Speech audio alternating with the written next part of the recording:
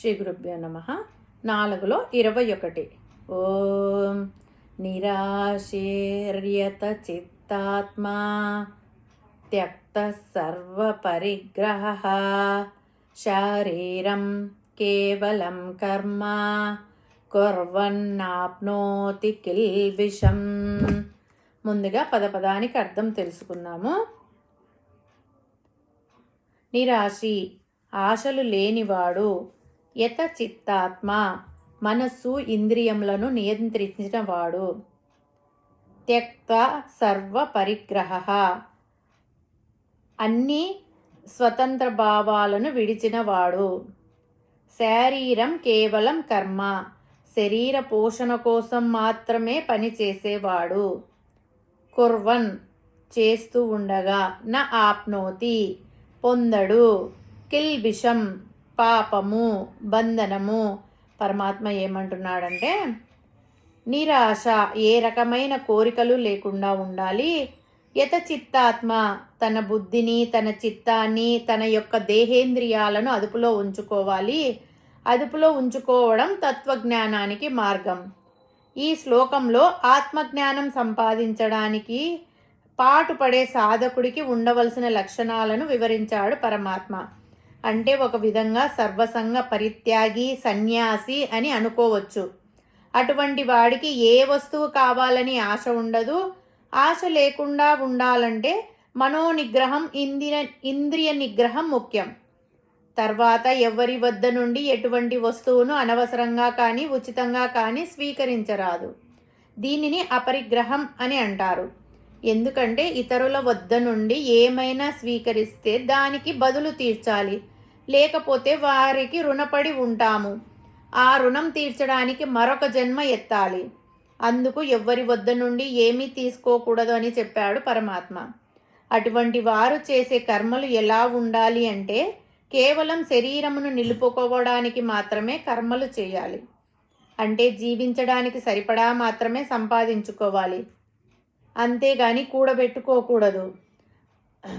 2 సార్లు మితంగా భోజనం చేసేవాడు నిత్యం ఉపవాసం చేసినట్లు అని అంటారు. మానవుడు ఈ 3 లక్షణాలు కలిగి ఉండాలి అని పరమాత్మ చెప్తున్నాడు. అవి ఏమిటంటే, పరమాత్మ చెప్పాడు కదా, నిరాశి ఆశ లేకుండా ఉండడం ఒకటి, యత చిత్తాత్మ ఇంద్రియములను వశపరుచుకోవడం రెండోది, మూడోది సర్వ పరిగ్రహ అంటే ఏ వస్తువును కోరిక లేకుండా ఉండడం, వదిలివేయడం, ఇది మూడోది. ఈ 3 లక్షణాలు కలవారు కేవలం ఉపాధిలో ఎంత కర్మ చేసినప్పటికీ పాపమును పొందలేడు. దీనిని కొంచెం వివరంగా తెలుసుకుందాము. ఆశ లేని వాడికి ప్రాపంచిక విషయాల మీద మోహం ఉండదు.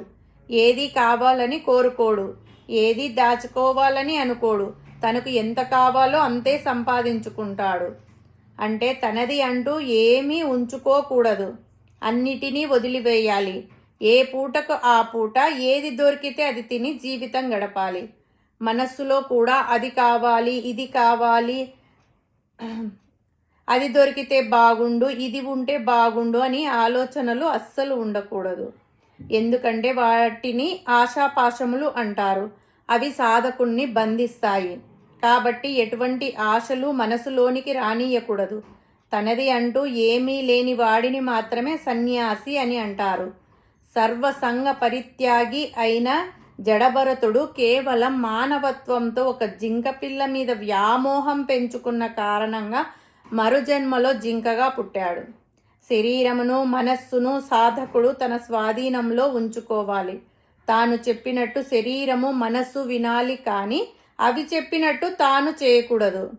ఎల్లప్పుడూ మనస్సును భగవంతుని యందు లగ్నం చేయాలి.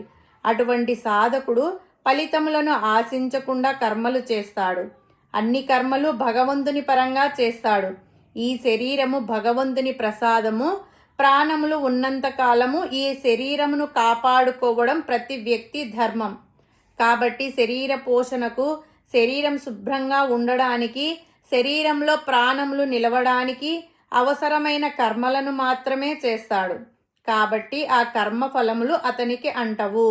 అదే మాదిరి అతడు తన ఇంద్రియములు, మనస్సు నిగ్రహించుకుంటే అతడు చేసే కర్మలలో కర్తృత్వ భావన ఉండదు, ఎటువంటి ఆసక్తి ఉండదు. తర్వాత లక్షణం అపరిగ్రహం. ఇక్కడ సర్వ అపరిగ్రహ అన్నాడు పరమాత్మ. అంటే ఏ కాలంలో కూడా ఎవ్వరి వద్ద కూడా ఏది ఉచితంగా తీసుకోకూడదు. అంటే ఏదో 1-2 సార్లు కాకుండా ఈ అపరిగ్రహము ఎల్లప్పుడూ పాటించాలి అని అర్థం. ఎదుటి వాడి వద్ద నుండి ఏమీ తీసుకోనప్పుడు, ఎదుటి వాళ్ళ వస్తువుల మీద ఆశపడనప్పుడు అతడు చెడు కర్మలు చేసే ప్రసక్తే లేదు. అన్ని విహిత కర్మలే చేస్తాడు. కర్మలో అకర్మను చూస్తాడు.